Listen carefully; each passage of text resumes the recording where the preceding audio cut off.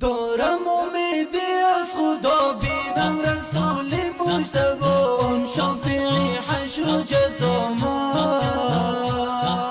مختاری جمله انبیا ای احمدی صدق و صفا گویم درودها بر شما من از برکتی آن مصطفی روشن شد در زاسما مدیان خلقت رنما ای رهبر و پیشوای ما ای گوهری قیمت بها دوستت دارم بی انتها من عاشق شیدای تو دیوانه موای تو باشد و قلبم جای تو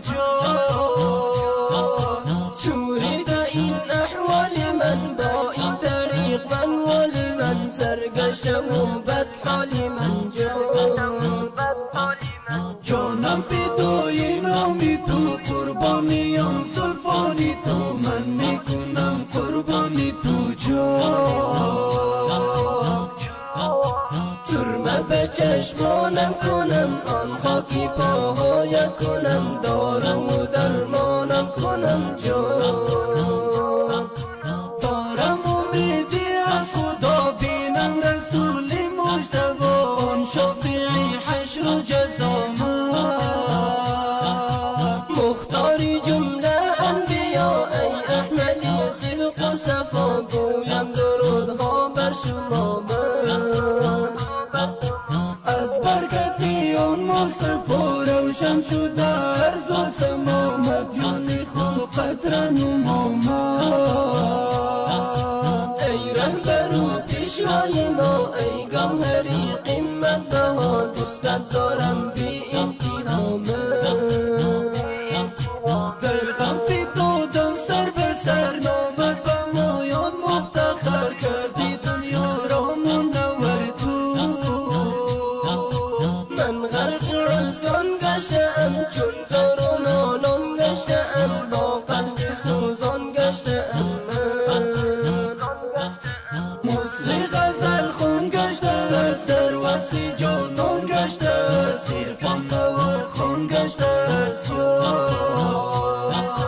وصفی تو را کرده بیان هر دم لیاقت همچنان ای رسولی آخر زمان در غم فتادم سر به سر نامد به مایان مفتخر کردی دنیا را منور تو من غرق عزان گشتم چون زار و نالان گشتم با قلب سوزان گشتم مثل غزل خون گشته است در وسی جانان گشته است عرفان نوا خون گشته است